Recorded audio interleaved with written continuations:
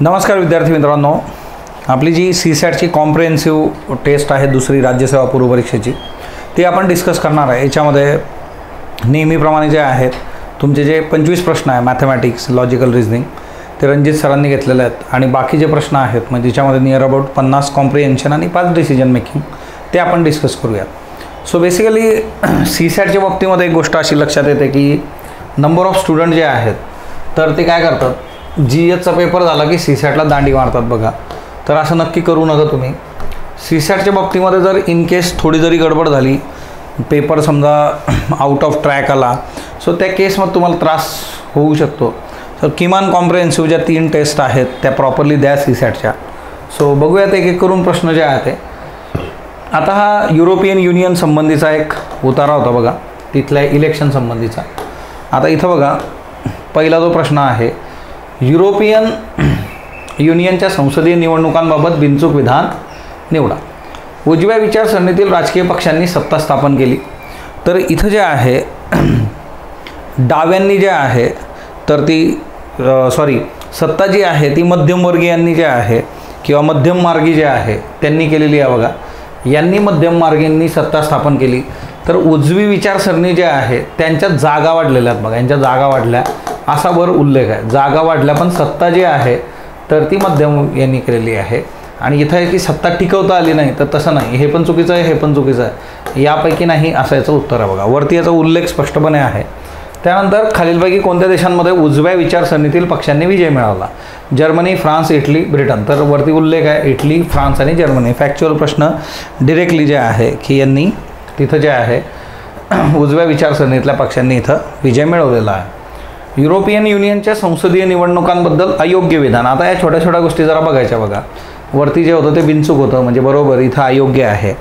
आणि उतारे सोडवताना तुमच्याकडे ऑप्शन्स आहेत बघा। उतारे सोडवताना सिंपली तुम्ही जे आहे प्रश्न वाचून उताराकडे जाऊ शकता किंवा उतारा वाचल्यानंतर प्रश्नांकडे जाऊ शकता। सो दोन्ही पद्धती आहे। प्रश्न वाचून गेला तर अजून वाचताना जे आहे तुम्ही ट्रॅक करायचा प्रयत्न करता की हे विचारलं आहे बघूयात। सो ओके, युक्रेन रशिया युद्ध हा महत्त्वाचा मुद्दा होता। हमास इस्रायल युद्ध हा मुद्दा तेवढासा महत्त्वाचा नव्हता। सो युरोपियन युनियनच्या बाबतीमध्ये जे आहे इथं जे आहेत दोन्ही स्टेटमेंट अतिशय जे आहे हा ना बरोबर आहेत बघा, की युक्रेन रशिया हा त्यांचा महत्त्वाचा मुद्दा आहे आणि हमास इस्रायल त्यांचा डायरेक्टली संबंध नाही आहे। सो बेसिकली हा मुद्दा तेवढासा महत्त्वाचा नाही आहे, त्याच्यामुळे दोघी स्टेटमेंट बरोबर तुम्हाला अयोग्य विचारलं आहे, त्यापैकी उत्तर जे आहे यापैकी नाही असं हे उत्तर आहे बघा। त्याच्यानंतर नेक्स्ट वन जे आहे 4 नंबर जो आहे बघा, योग्य जोड्या ओळखा। योग्य जोड्या ओळखा जे आहे याच्यामध्ये तुम्हाला हा फॅक्च्युअल प्रश्न आहे की कुठं किती खासदार आलेत। सो फ्रान्स असेल आणि इटली असेल, त्याच्यानंतर जर्मनी। तर याच्यामध्ये जे आहे हे इंटरचेंज केलेले आहेत बघा, जर्मनी आणि इटली। ओके, सो सर्वाधिक 96 जर्मनीमध्ये आहेत असा तो उल्लेख आहे, फ्रान्स 81। युरोपियन युनियनमधील मतदानाचं वय प्रत्येक देशाचं समान आहे। तर इथं जे आहे प्रत्येक देशाचं जे आहे तर ते समान नाही आहे। आणि दुसरं जे आहे की युरोपियन युनियनच्या संसदेमध्ये प्रत्येक देशाचं कमीत कमी 6 जास्तीत जास्त 96 खासदार असतात, तर फक्त ब योग्य आहे इथं। सो पहिलं चुकीचं आहे बघा। ओके, त्यानंतर 6 ते 10 प्रश्न बघूयात। नामस्वरम जी आहे, नामस्मरण ही जी आहे तर ती बाह्य प्रार्थना आहे आणि श्रवण कीर्तन ही अंतरंगातील प्रार्थना आहे। तर हे इंटरचेंज केलेलं आहे। नामस्मरण जी आहे तर ही अंतरंगातली आहे, बहिरंगातली नाही, आणि श्रवण कीर्तन ही बहिर्मधली आहे, अंतरंगातली नाही। सो यापैकी नाही। सिम्पॅथेटिक मज्जातंतू उद्दीपित झाल्याची लक्षणं खालीलपैकी कोणकोणती आहेत? हृदयाचे ठोके कमी होतात, ठोके गरम होणे, त्याच्यानंतर जे आहे अंग थंड पडणे।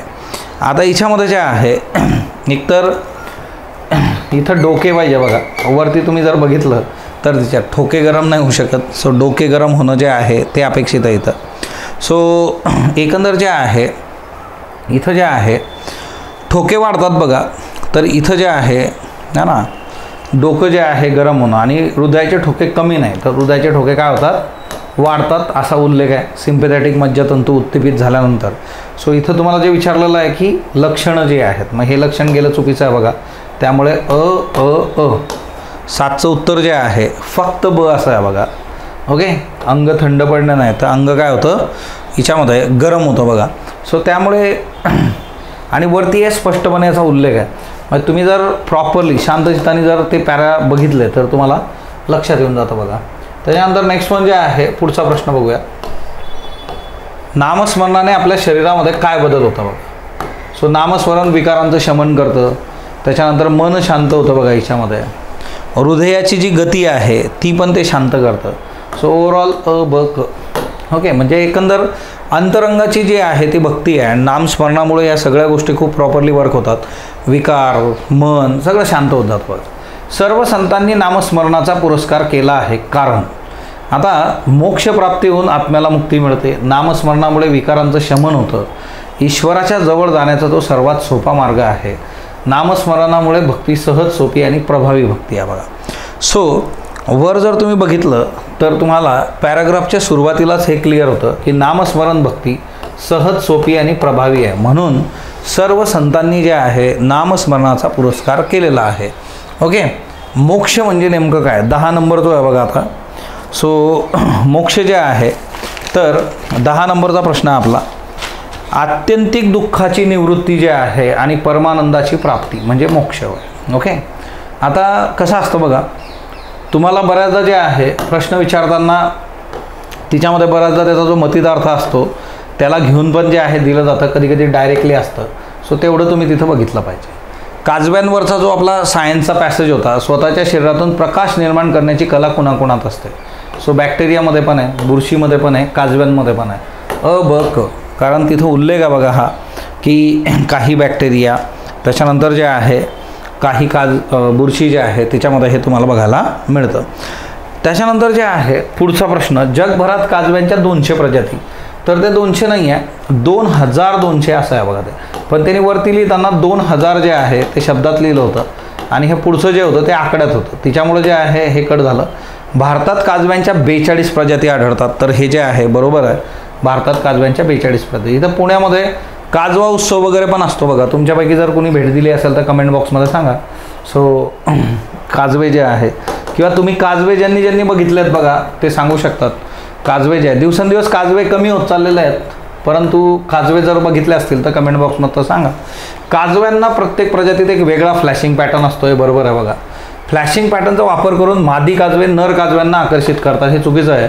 तर नर जो असतो तो मादीला आकर्षित करतो. उलटं केलेलं आहे बघा हे, त्यामुळे फक्त अयोग्य आहे. केवळ प्रौढ काजवे जे आहे तर ते प्रकाश निर्माण करतात. प्रौढ काजवे अल्पायुषी असतात बघा, अल्पायुषी. सो बेसिकली जे आहे आळ्या ज्या असतात त्या पण जे आहे तर ते प्रकाश निर्माण करतात. म्हणजे असं नाही आहे की प्रौढच करतात बघा, आळीही करते. त्यामुळे इथं जे आहे बघा हे आणि प्रौढ काजवे अल्पायुषी असतात. सो फक्त बिनचूक.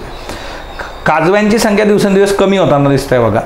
पाणथळ जातीतील त्यांच्या अधिवासात कमतरता येते. प्रकाश प्रदूषण वाढलं आहे किंवा कीटकनाशकांचा बेसुमार वाढ आहे.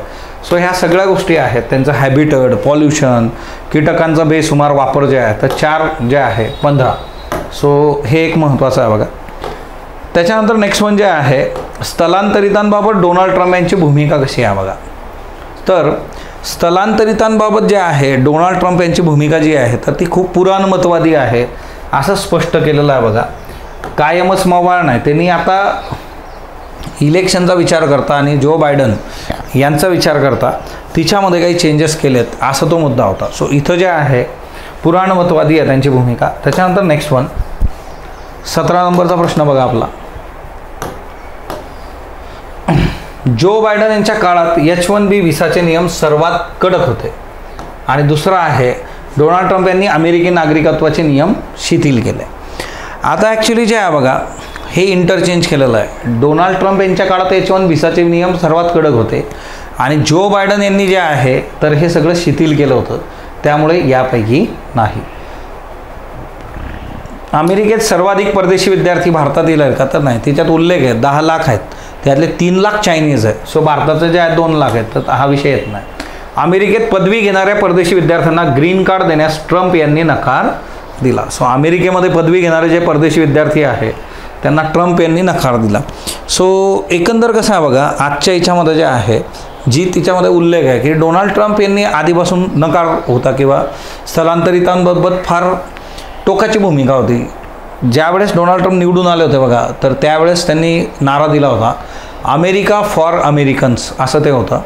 परंतु आताची जी भूमिका आहे त्यांची, तर ती थोडी त्यांनी बदल तिच्यामध्ये केलेला आहे आणि याच्यामध्ये परदेशांना जे आहे टकार नाही होकार दिलेला आहे बघा त्यांनी. सो दोन्ही स्टेटमेंट चुकीचे आहेत. हे स्थलांतरितांबाबत जे आहे डोनाल्ड ट्रम्प यांची भूमिका कोणत्या विधानांवरून लक्षात घेऊ शकतो? केवळ अमेरिकेच्या प्रगतीत भर घालणाऱ्यांनाच ग्रीन कार्ड मिळेल, कम्युनिस्ट हमास समर्थक यांना ग्रीन कार्ड मिळणार नाही. हे दोन्ही स्टेटमेंट आहेत की जे क्लिअर करतात की चला यांनी जे आहे स्थलांतरितांबद्दल जे आहे वेगळ्या पद्धतीने विचार जो आहे तर तो केलेला आहे. ओके, त्याच्यामुळे 3 असं याचं उत्तर आहे. त्याच्यानंतर अमेरिकेतील भारतीयांना जे आहे ट्रम्प यांच्या भूमिकेत स्वागत केलं. तर यस ऑब्वियसली आपले भरपूर लोक तिकडं आहेत. स्थलांतरितांबद्दल मवाळ भूमिका आहे तर त्यांनी होकार दिला. अमेरिकेत 10 वर्षे वास्तव्य आणि अमेरिकी नागरिकाशी विवाह करणाऱ्यांना नागरिकत्व मिळणार आहे. सो हे स्टेटमेंट पण बरोबर आहे बघा. आणि यामुळे जे आहे की हे दोन्ही स्टेटमेंट ॲज पर पॅसेज बरोबर आहे. आता पॅसेज सोडवताना एक गोष्ट असते की पॅसेजमधली माहिती त्याच्या आधारेच ते डील झालं पाहिजे. ते असं आपण आपल्या लेवलला नाहीच ठरवू शकत की मला हा GSमध्ये मी वाचलं आहे, पेपरमध्ये वाचलं आहे. पॅसेजमध्ये ते जर म्हटलं सूर्य पश्चिमेला उगवतो तर पश्चिमेला उगवतो, संपला विषय. असं सिंपल आहे. ओके, त्यानंतर नेक्स्ट वन जे आहे पुढचा बघूयात बघा. 21 नंबरचा प्रश्न आपला. आता फिलॉसॉफी आहे बघा. ज्योतीकडं बघून जे आहे की दिव्याची जी ज्योत असते आपण काय शिकतो वगैरे वगैरे असं आहे.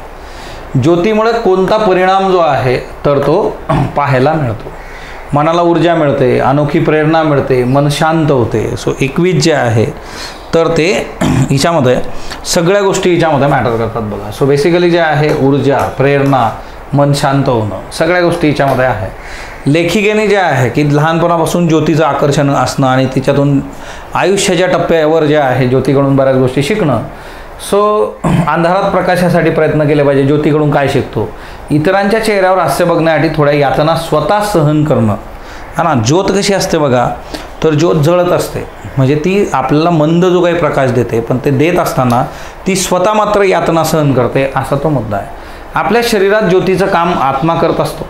जन्मापासून मृत्यूपर्यंत आत्म्याचा आपल्यासोबत असतो बघा. ओके, जन्मापासून मृत्यूपर्यंत. आता इथं जे आहे शरीरामध्ये ज्योतीचं काम आत्मा करतो आणि ओव्हरऑल इथं जे आहे की जन्मापासून जे आहे मृत्यूपर्यंत तो आपल्याबरोबर आहे. दोन्हीही स्टेटमेंट ॲज पर पॅसेज बरोबर आहे. लेखिकेला ज्योतीबद्दल जे गूढ आकर्षण आहे त्याबद्दल बिनचूक विधान. ज्योतीमुळेच तिला आयुष्य कळाले. बालपणी आईने तिच्याबद्दल सांगितलं की जीवन प्रवासात तिची सोबत सकारात्मक होती. सो 2 याचं उत्तर आहे बघा. जीवन प्रवासात जो आहे तिच्यामध्ये चढ उतार जे आले, टिकून राहणं, ते ज्योतीमुळं कळलेलं आहे. त्यामुळे तो तिथं मुद्दा आहे. दिव्यातील ज्योतीचे आणि आपले नाते गूढ व आकर्षक आहे कारण. सो 25 जे आहे तर हिच्यामध्ये एक अनोखी ओढ आहे, सुंदर नातं निर्माण झालेलं आहे लेखिकेचं, अनामिक प्रेमाचं प्रतीक आहे, म्हणून ज्योत जी आहे तिच्याबद्दलचं आकर्षण आहे. ओके, त्याच्यानंतर जे आहे नेक्स्ट वन 26. ओके, टोनी मॉरिसनला खालीलपैकी कोणत्या कादंबरीसाठी नोबेल मिळालेला आहे बघा. सो टोनी मॉरिसन जे आहे तर आता एक नोबेल जिंकलेल्या जे आहे लेखिकेबद्दलचा हा पॅसेज आहे. ओके, सो हिच्यामध्ये बिलवेड नावाची जी कादंबरी आहे तिला जे आहे लास्ट वन तिला जे आहे नोबेल मिळाला. टोनी मॉरिसनची तर ब्लूएस्ट आहे ही कादंबरी का गाजली तर हिच्यामध्ये बाह्य सौंदर्यामुळे मानवाचा ऱ्हास होतोय, तिने पटवून दिलं. 27 नंबर जे आहे बघा, किंवा गुलाम असणाऱ्या महिलांचं दुःख मांडलं. तर कादंबरीची भाषा काव्यमय होती. काव्यमय भाषेमुळे गाजली होती. तिथं स्पष्टपणे उल्लेख आहे की काव्यमय भाषा आणि त्याच्यामुळे हे गाजलं. टोनी मॉरिसन लेखनाकडे का आवडली तर आता ती जी आहे इकडं आपलं जे आहे बघा लेखनाकडे ती वळलेली आहे. त्याचं कारण जे आहे तर इथं 3 नंबर जो आहे बघा, एकतर वैवाहिक सौख्य तिला मिळालं नाही त्यामुळे ती लेखनाकडे वळली असं ते आहे.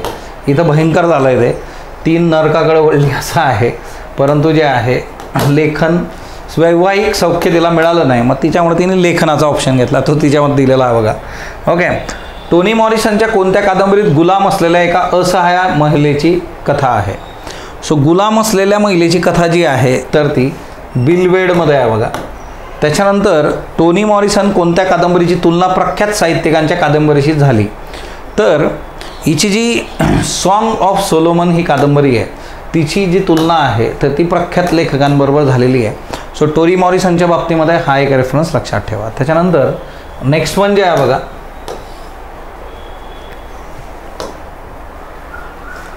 31 जो आहे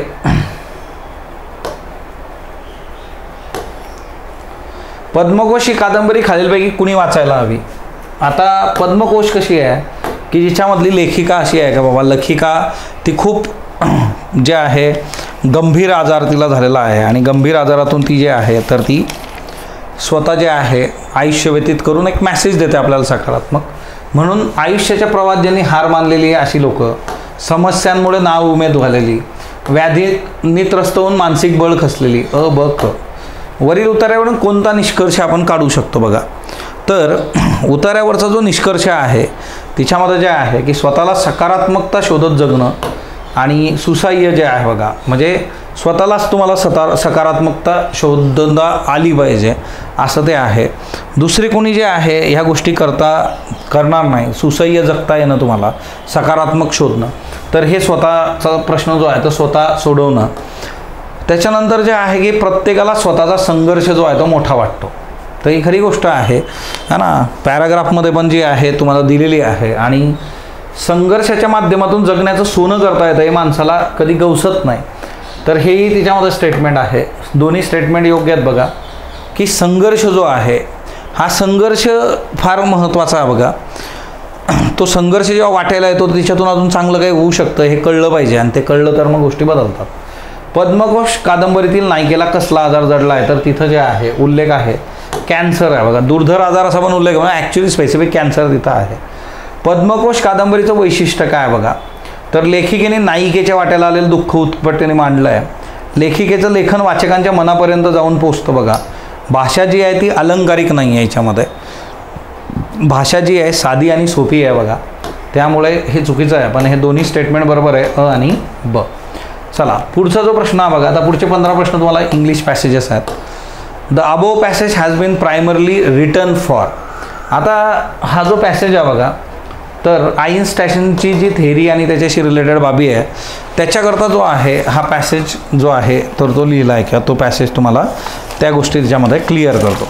ओके, सो हिच्यामध्ये उत्तर जे आहे तुमचं एक्सप्लेनिंग आईन्स्टाईन्स पोझिशन रिगार्डिंग जे आहे तर ते quantum theory.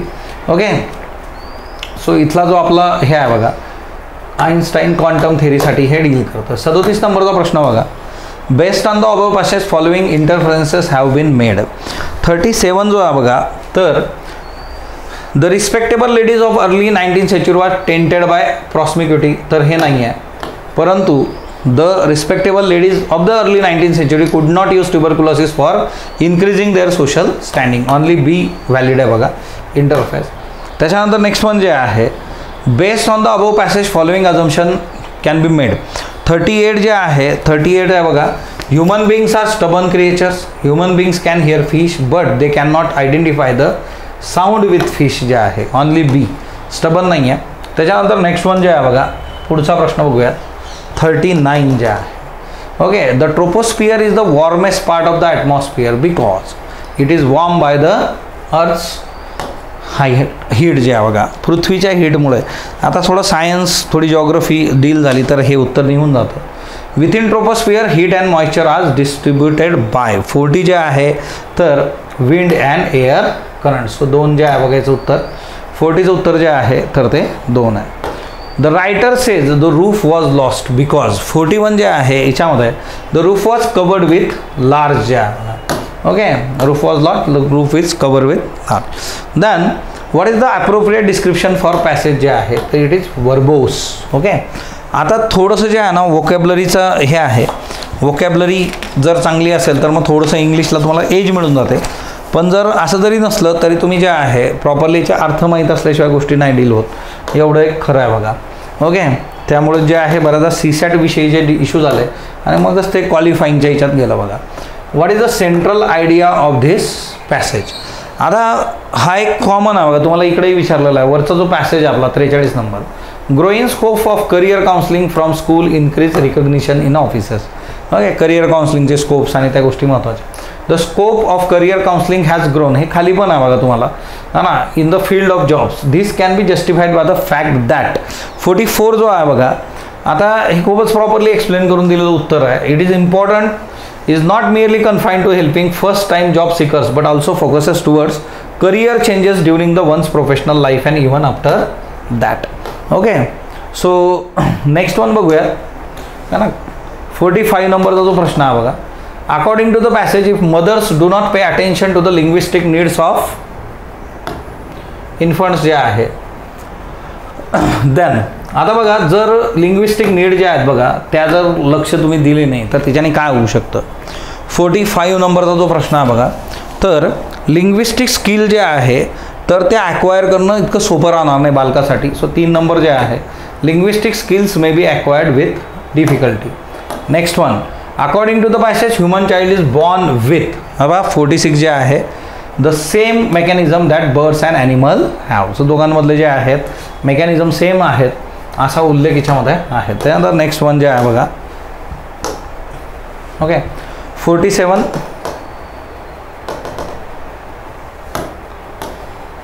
The writer is of the view that.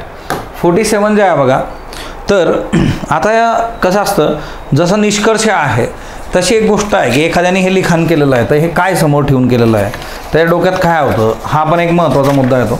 आणि एक जे आहे बघा, आपण सीसॅटचं एक सेशन कॉम्प्रिहेन्शनचं टाकलं आहे की ज्यामध्ये हे सगळे जे शब्द आहेत त्याचे नेमके अर्थ वगैरे या टाईपचं UPSCसाठी आपण डील केलं होतं ते. सो ते एकदा बघून घ्या. 47 जे आहे बघा, तर याच्यामध्ये जे आहे अब्सेंट माइंडनेस इज रॅटिटी आहे बघा. ओके, अब्सेंट माइंडनेस जे आहे it is rarity whereas good memory is very common.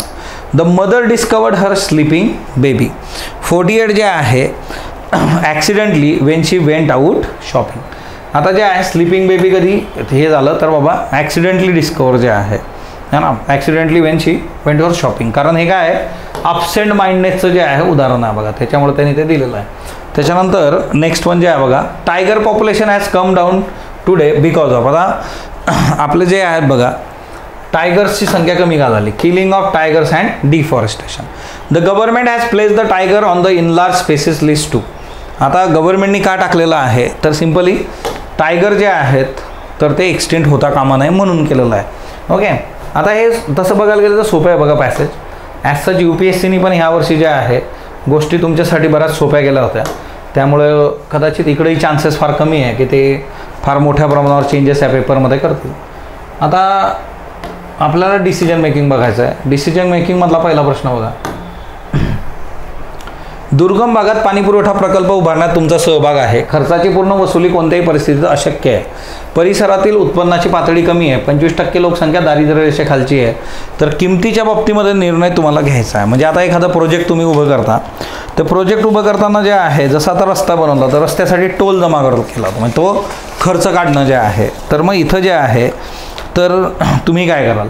आता बघा याच्यामध्ये 3 नंबरचा जो पर्याय आहे तुम्हाला की बिगर ठराविक मासिक शुल्क फक्त बिगर दारिद्र्य रेषेखालील कुटुंबावर आकारलं जावं. दारिद्र्य रेषेखालच्यांसाठी पाणी मोफत असावं अशी शिफारस करणे. 2.5 मार्क याला आहेत बघा. त्यानंतर जे आहे त्याच्या खालचा वापरकर्त्यांनी गैर BPL आणि दारिद्र्य रेषेखालील कुटुंबासाठी विभेदित शुल्कासह पाण्याच्या वापरावर आधारित शुल्क भरावे अशी शिफारस जी आहे. पण आता कसं होतं की चला त्याच्यामध्ये कुठलाही भेदभाव नाही पण मग दोघांसाठी डील केलं तर मग या केसमध्ये कसं आहे BPLसाठी शेवटी प्रॉब्लेम येऊ शकतो. आणि नेक्स्ट वन जे आहे की वापरकर्त्यांना नळाच्या स्थापनेसाठी एक वेळ निश्चित रक्कम द्यावी. पाण्याचा वापर विनामूल्य करावा. म्हणजे बाबा कनेक्शनला थोडे पैसे द्या नंतर तुम्ही फुकट पाणी वापरा. मोफत तर आपण देणार नाही बघा कारण मग सिस्टीम चालली पाहिजे. देन 77 इथं जे आहे तुम्ही राज्य क्रीडा समितीचे अध्यक्ष आहात. तुमच्याकडे तक्रार आली आहे आणि नंतर असे आढळून आले की पदक जिंकणाऱ्या कनिष्ठ वयोगटातील एका खेळाडूने वयाचा निकष 5 दिवसांनी ओलांडला आहे. तुम्ही काय कराल. 77 जे आहे तर हिच्यामध्ये एकतर एका खेळाडूने जे आहे निकष ओलांडला. स्क्रीनिंग समितीला स्पष्टीकरण मागणं. ओके, याच्यासाठी जे आहे 2.5 मार्क आहेत बघा की तुम्ही प्रॉपरली जे आहे त्यांच्या निदर्शनास आणून देऊन जे आहे की तुम्ही असं का केलं खेळाडूला पदक परत करायला सांगणार. आता हा सगळ्यात शेवटचा ऑप्शन आपण घेऊ शकतो. ॲथलेटला कोर्टाकडून तिचे वय घोषित करणारे प्रतिज्ञापत्र घेण्यास सांगाल. आणि सगळ्यात शेवटी जे बघा, क्रीडा सदस्यांना त्यांचे मत विचारतात. सो हे 1.5, हे 1, हे 0 जे आहे बघा. कारण इथं जे आहे की ते स्क्रीनिंग कमिटीने घेतलं आहे बघा, तर पदक परत करण्यापेक्षा पहिले यांना विचारावं लागेल की तुम्ही कसं डील केलं. ओके, सो त्यांचं मत विचारणं. आणि हे जे आहे कोर्टावर जाऊ शकतं, पण मग ते लॉंग लास्टिंग प्रोसेस आहे. पण एकदम जे आहे तिच्यातूनच तुम्हाला ते सिद्ध करून मग गोष्टी करता येऊ शकतात. तुम्ही प्रकल्प हाताळत आहात, प्राधान्य प्रकल्प हाताळत आहात आणि सर्व मुदतीची पूर्तता करत आहात आणि म्हणून प्रकल्पादरम्यान तुमच्या सुट्टीचे नियोजन करत आहात. तुमचा तात्काळ बॉस प्रकल्पाच्या निकडीचे कारण देत तुमची रजा मंजूर करत नाही. तुम्ही काय कराल? 78 जे आहे बघा, रजेच्या अर्जावर पुनर्विचार करण्यासाठी उच्च अधिकाऱ्यांशी संपर्क साधाल, 2.5 मार्क्स. त्याच्यानंतर जे आहे बॉसला सांगाल की ते न्याय्य नाही, 1.5. त्याच्यानंतर जे आहे मंजुरीची वाट न पाहता रजेवर जाल, हा एक मुद्दा आहे बघा, हा ना, 1 मार्क. आजारी असल्याचं भासून रजा घ्याल, म्हणजे ही ऑनेस्टी नाही आहे बघा, हा ना, तुम्ही असं करता. आता इथं कसं आहे ना की सर्व मुदतीची पूर्तता तुम्ही करताय, प्रकल्पादरम्यान जे आहे सुट्टीचं नियोजन आहे, हा ना, निकडीचे कारण देत जे आहे होत नाही, तुमचं काम सगळं परफेक्ट आहे. सो त्या केसमध्ये जे आहे ते हे एक जाऊ शकतं, म्हणजे खोटं तिथं ॲक्सेप्टेबल नाही आहे. देन नेक्स्ट वन, तुम्ही एक कालबाह्य प्रकल्प जे आहे तर ते हाताळत आहात, हा ना. प्रकल्प आढावा बैठकीदरम्यान टीम सदस्यांच्या सहकार्याअभावी प्रकल्पाला विलंब होण्याची शक्यता आहे. तुम्ही काय करणार बघा. सो असं होतं बघा बऱ्याचदा, तुमचे सहकारी जे आहेत तर ते अपेक्षित पद्धतीने सहकार्य काही करत नाही आणि याच्यामध्ये संघातील सदस्यांना त्यांच्या असहकाराबद्दल चेतावणी तुम्ही द्याल. त्याच्यानंतर जे आहे असहकाराची कारणे विचारात घ्याल की ते असं का करतायत आणि कारणे सांगून वेळ वाढवून मागाल. सो टीम सदस्यांच्या बदलीसाठी विचाराल, 0, 2.5, 1.5, 1. नागरिक या नात्याने तुम्हाला सरकारी खात्यात काही काम आहे, अधिकारी तुम्हाला पुन्हा पुन्हा कॉल करतो आणि तुम्हाला थेट न विचारता लाच मागणाऱ्यांना पाठवतो. तुम्हाला तुमचे काम पूर्ण करायचे, तुम्ही काय कराल? आता यामध्ये जे आहे की चला तुम्हाला या भावना कळालेल्या नाही आहेत असं तुम्ही भासवणं, ओके. त्याच्यानंतर जे आहे की लाच मागण्याबद्दल तोंडी तक्रार करणं जे आहे, पण आता कसं आहे की तो तुम्हाला थेट नाही विचारत आहे. तोंडी तक्रार तुम्ही द्याल तर मग ते 2 ऑप्शन.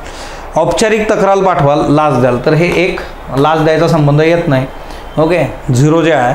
सो अशा पद्धतीने तुम्ही याला डील करणं अपेक्षित आहे.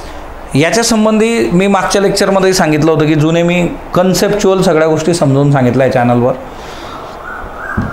डिसिजन मेकिंग असेल किंवा त्यासंबंधी कुठल्या पद्धतीने विचार होतो या गोष्टी तुम्ही जरा त्या व्हिडिओजमधून जाणून घेतल्या तरी बेस्ट आहे बघा. ते व्हिडिओ बघून विद्यार्थ्यांनी जे आहे जवळपास 12-15 मार्क, 12.5-15, हा ना, 15 मार्क जे आहेत तेवढे घेतलेले आहेत. सो त्याच्या कमेंट्सही तुम्हाला खाली दिसतील त्याच्यावरच्या व्हिडिओजवर. सो जुने व्हिडिओज जे आहेत CSATचे ते प्रत्येकाने डिसिजन मेकिंगचे नीट बघा, तिच्यातून पण तुम्हाला बऱ्याचशा गोष्टी ज्या आहेत तर त्या डील होतील. So thank you all of you. नमस्कार विद्यार्थी मित्रांनो, स्पॉटलाईटच्या यूट्यूब चॅनलमध्ये आपल्या सगळ्यांचं स्वागत. CSATची आपली जी 13 नंबरची टेस्ट आहे, कॉम्प्रिहेन्सिव्ह टेस्ट, त्यातली 13 नंबरची टेस्ट, त्यातल्या CSATच्या मॅथ्स रिझनिंगचं डिस्कशन आपण बघणार आहोत.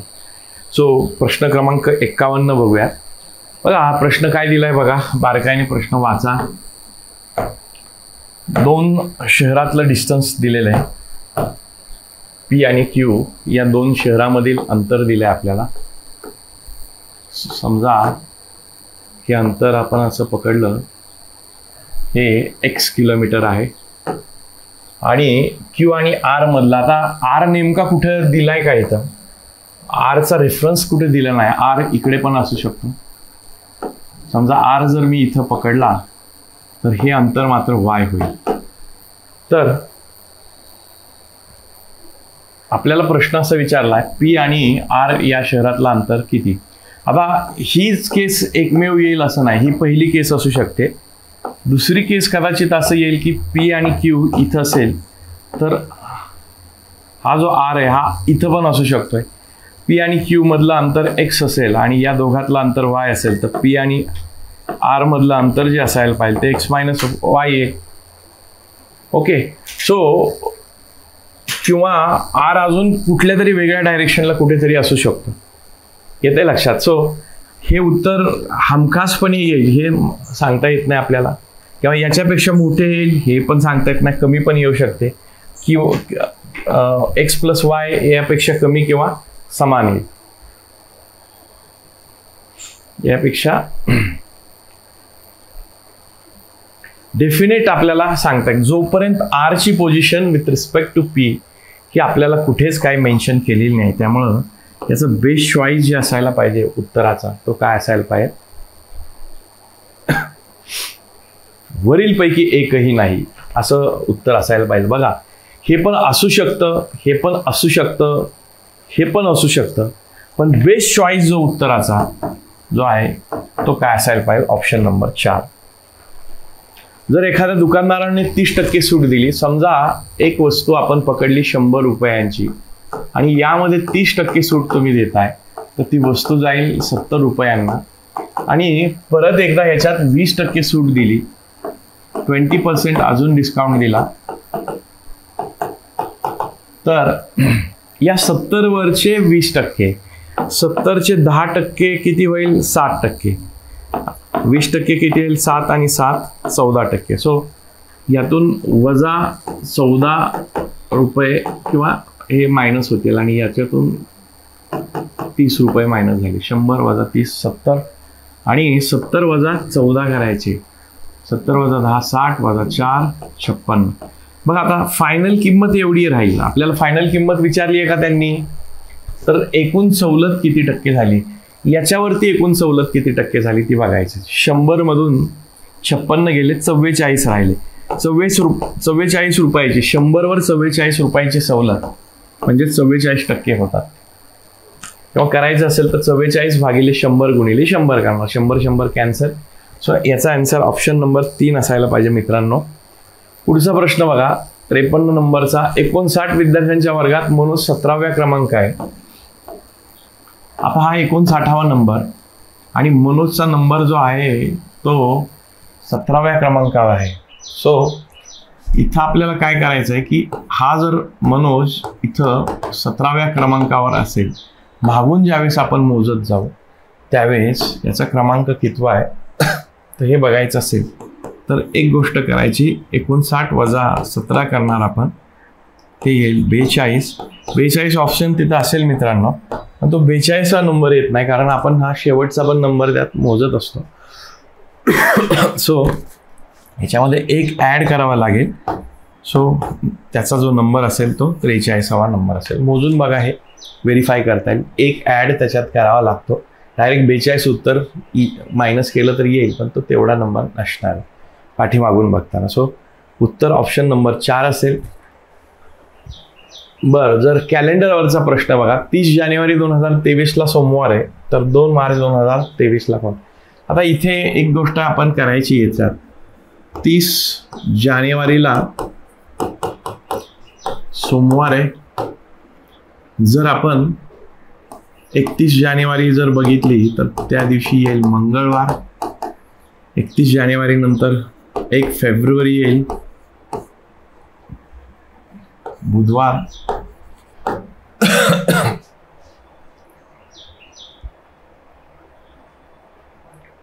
आता याच्यात असतात 28 दिवस, बरोबर. सो 1 मार्चला पण काय येईल त्या दिवशी, बुधवार येईल, कारण 28च दिवस असतात. आणि आपल्याला 28 डेज असतात.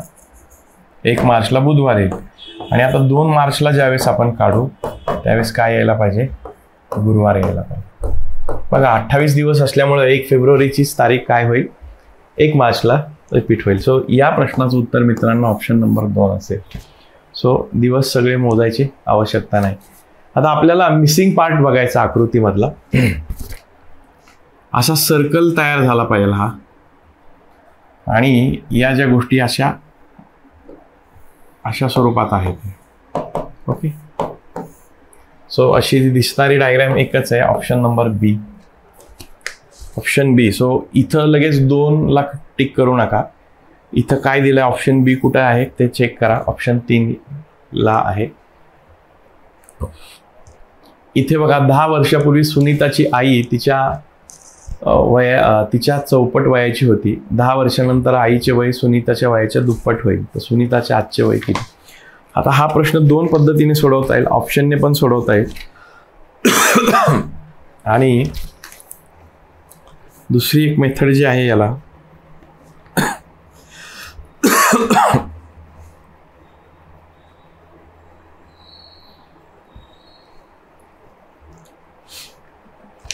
एक प्रश्न कुठला तरी राहिलाय का? ओके, 55. मला वाटतं 56 क्रमांकाचा एक प्रश्न राहतोय. यामध्ये बघा 56 मी इथं एक्सप्लेन करतो, ह्याच्यात ॲड केलेलं दिसत नाहीये. बघा 56 क्रमांकाचा प्रश्न असा आहे, एका सैन्य छावणीमध्ये 100 सैनिकांना 66 दिवस पुरेल एवढा अन्न साठ आहे. प्रश्न असा आहे, 100 सैनिक आहे आणि त्यांना 66 दिवस पुरेल एवढा अन्न साठ आहे.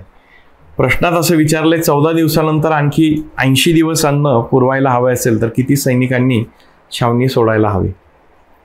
ओके, सो 80 दिवस पुराय. आता तुम्ही मला सांगा, 14 दिवस होऊन गेले, 14 दिवस मायनस झाले, तर शिल्लक किती राहतील दिवस? 66 मधून 10 म्हणजे 52 दिवस शिल्लक राहील. सो 52 दिवसाचं अन्न किती लोकांना शिल्लक राहणार आहे? हे 100 लोकांना शिल्लक राहणार आहे. 52 दिवसाचं अन्न हे 100 लोकांना शिल्लक राहणार आहे. आता हे जे एवढं अन्न आहे, हे एवढं अन्न किती दिवस पुरायला पाहिजे? ते म्हणतायत की 80 दिवस शिल्लक राहायला पाहिजे. किती दिवस? 80 दिवस गुणिले त्यावेळेस किती सैनिकांची संख्या, तर ह्याला आपण x म्हणूयात, कारण 100 सैनिक असणार नाही, काही सैनिक सोडून जाणार आहेत. त्यावेळेस हे 52 दिवसाचं अन्न वाढ. आता आपल्याला विचारले सोडून जाणाऱ्या सैनिकांची संख्या शोधा तरी. सो एवढं अन्न 80 दिवसात संपवायचं असेल तर एवढी लोक लागतील. सो इथं काय करायचं, 20 एके 20, 20 चोक 80, 20 पाचा 100. सो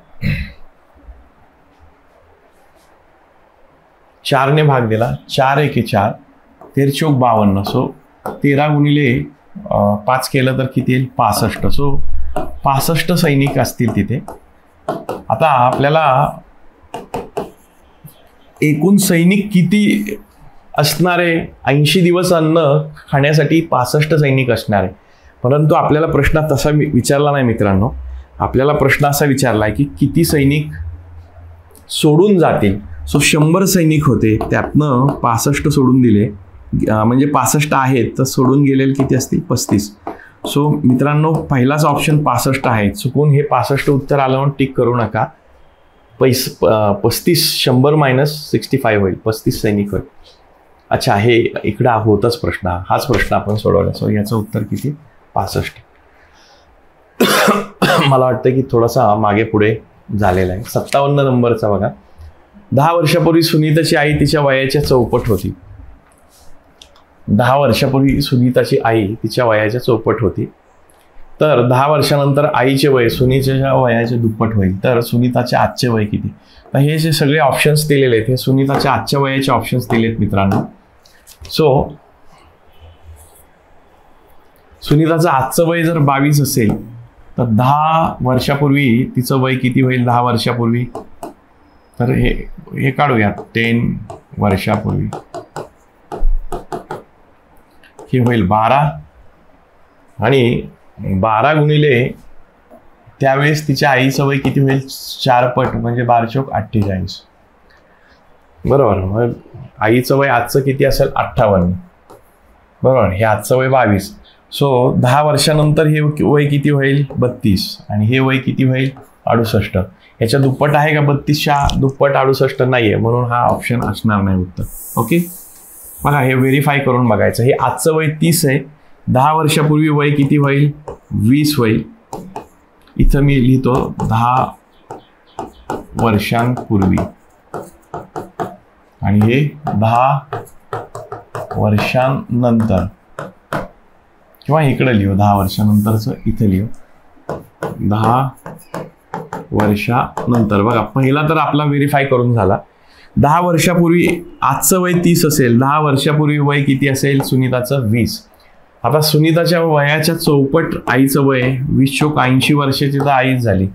ओके, सो 10 वर्षापूर्वी हिचं वय असेल 20, बरोबर आहे. आणि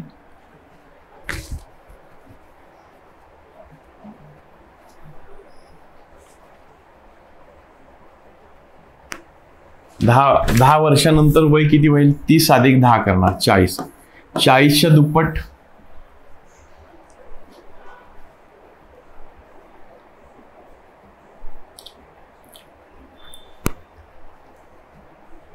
सुनीताचं आजचं वय 30 पकडलंय. आपल्याला असं दिलंय सुनीताच्या 10 वर्षापूर्वीचं वय जे आहे त्या वयाच्या चौपट आईचं वय आहे.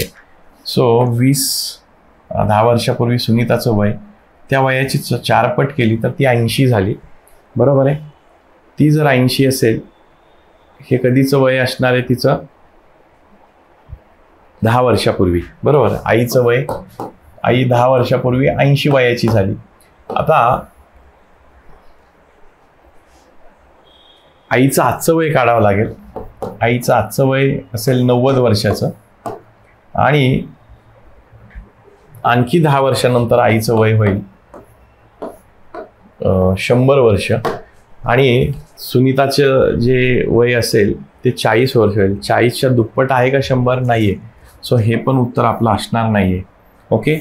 सो 25 वर्ष वय जर सुनीताचं आजचं पकडलं तर सुनीताचं 10 वर्षानंतरचं वय किती होईल? 35. 35च्या 4 पट जर आपण केलं तर हे बरंच 10 वर्षापूर्वी 15 वर्षाची होईल. 15च्या 4 पट जर आपण केलं 15 चौक 60 वर्षाची आई होईल. आईचं आजचं हे 10 वर्षापूर्वीचं वय, आजचं वय असेल 70 आणि 10 वर्षापूर्वी नंतर असेल वय 80. आता इकडे जाऊयात आपण. 10 वर्षानंतरचं वय किती असेल? 35.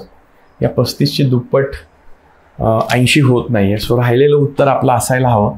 आपण क्रॉस व्हेरीफाय करून बघू. सुनीताचं आजचं वय 20 असेल, 10 वर्षापूर्वी तिचं वय असेल 10, बरोबर आहे. 10 वजा होतील. आता या वयाची 4 पट म्हणजे आईचं वय, ती 40 वर्षाची आई असेल 10 वर्षापूर्वी. आज आईचं वय असेल 10 वाढवणार ह्याच्यात आपण. आज आईचं वय होईल 50 आणि 10 वर्षानंतर वय होईल 60. ओके. 10 वर्षानंतर वय किती होईल? 60 वर्ष. आता 10 वर्षानंतर सुनीताचं वय किती होईल? आज जर 20 असेल, 10 वर्षानंतर वय होईल 30. या 30ची दुप्पट आहे का 60? यस. सो आपलं उत्तर काय आहे? Option number 4.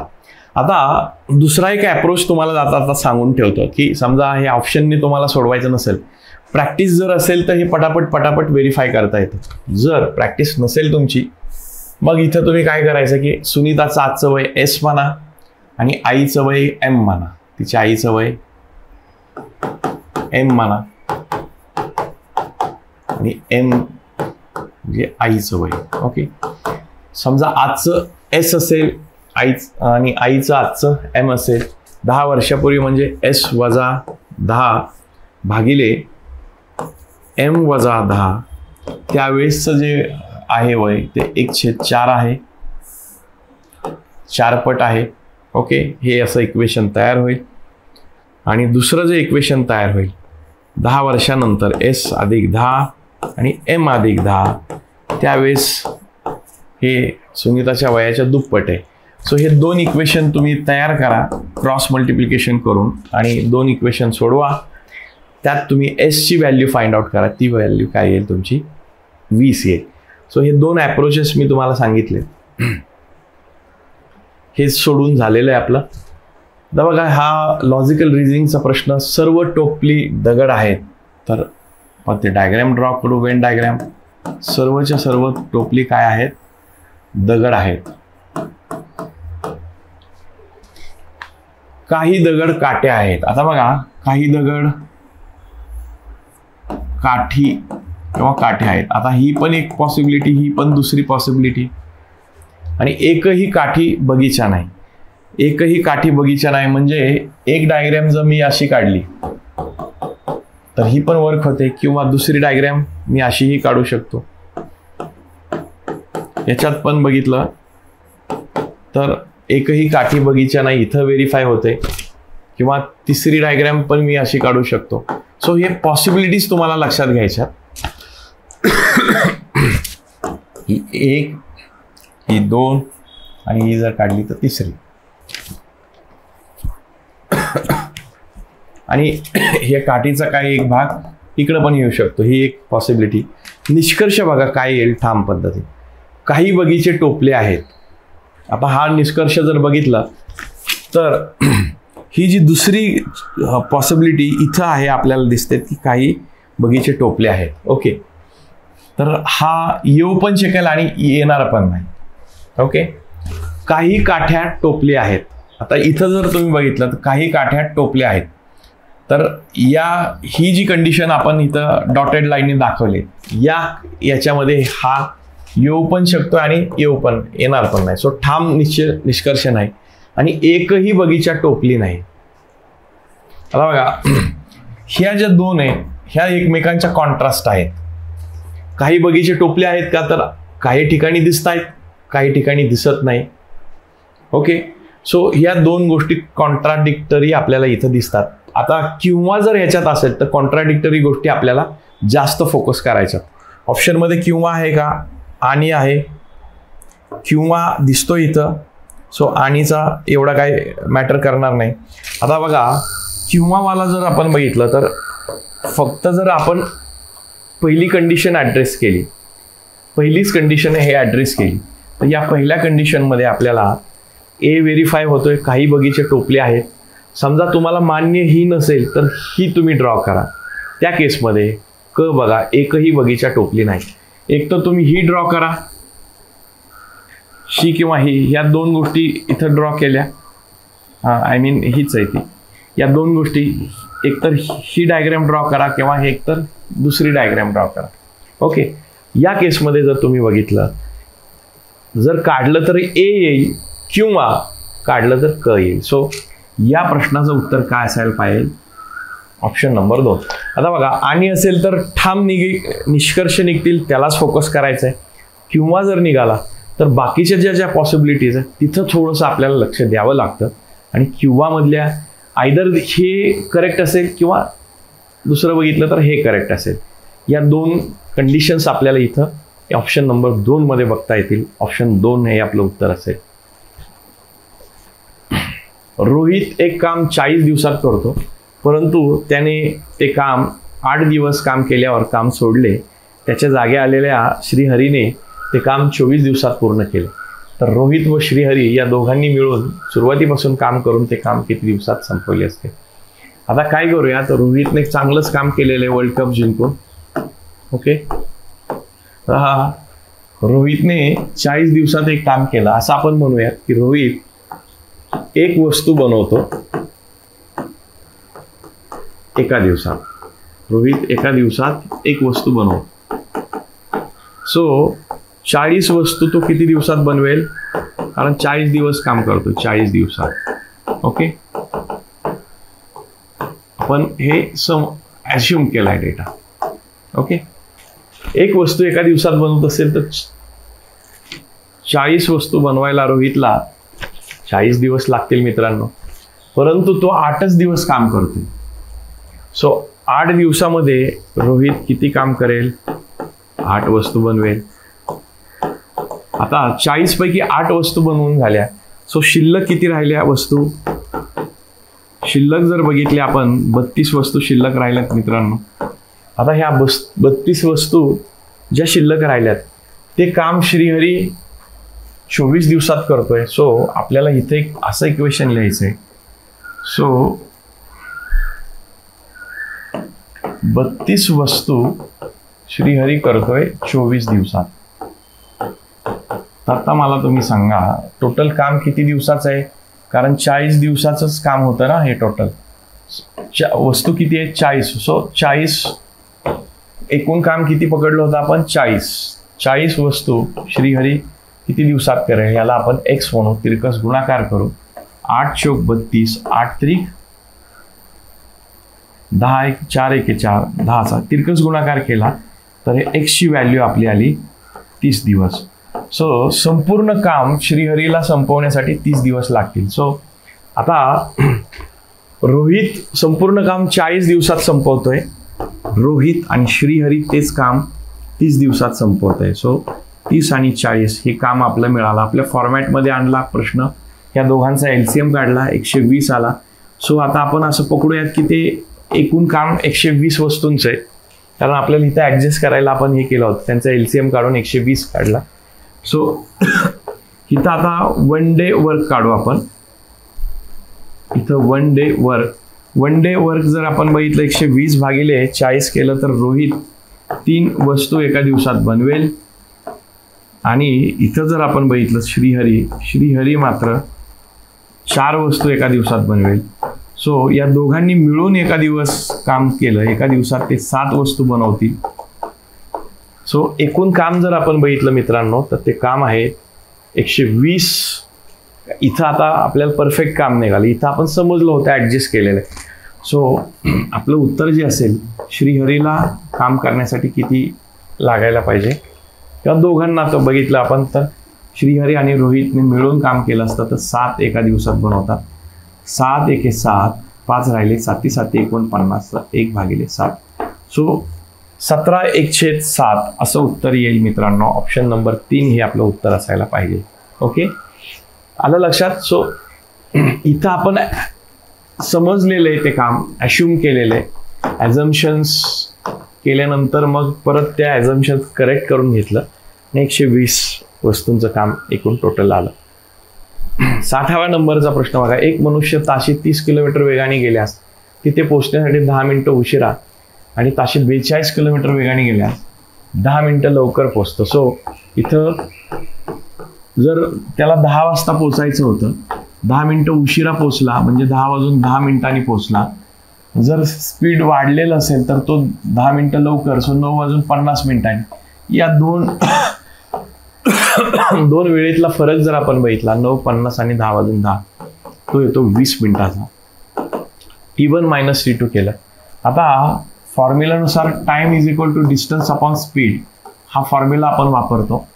इथं टोटल डिस्टन्स D पकडा. पहिलं स्पीड आपण जर पकडलं तर सुरुवातीचं स्पीड 30 km/h होते, किंवा असं लिहा, तुम्हाला कोणाला लक्षात येत नसेल. 2 वेगवेगळे स्पीड आहेत, 20 मिनिटं आहेत, तासामध्ये स्पीड दिलेलं आहे. सो ते आपल्याला मिनिटामध्ये दिले, तासात आपल्याला हा वेळ पण तासात काढावा लागेल. सो डिस्टन्स अपॉन 30 वजा डिस्टन्स अपॉन 40 बरोबर 20/60 करूयात. 60 आपण करतो, हे मिनिट दिलेत, आता हे तासात कन्वर्ट केलं. तासात कन्वर्ट करायचं असेल तर 60ने भागावं लागेल. तिरकस गुणाकार करू. 40D वजा 30D, शिल्लक राहतील 10D. 40 गुणिले 30 आणि हे 40 गुणिले 30 तिकडं जातील, हे शून्याला शून्य जाईल, 2/6. आणि इथं जर आपण बघितलं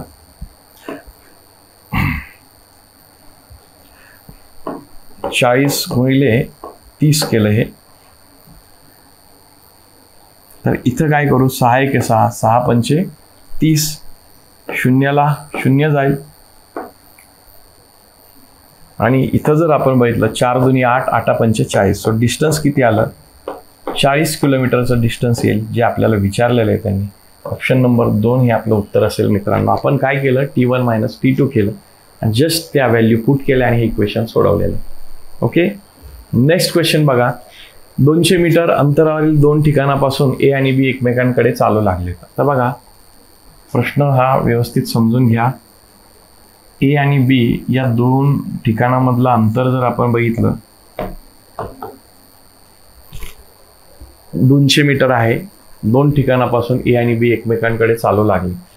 B ने 60 मीटर अंतर चालल्यानंतर आता B हा काय करतो, 60 मीटर अंतर चालतो, नंतर डावीकडे वळतो आणि 20 मीटर चालतो, नंतर उजवीकडे वळाला आणि 40 मीटर गेला. पुन्हा तो उजवीकडे वळाला आणि त्या रस्त्यावरून, ज्या रस्त्यावरून आला होता त्या रस्त्याचा, म्हणजे हे अंतर किती कव्हर केलं, 20. आता मित्रांनो एवढं अंतर कव्हर करेपर्यंत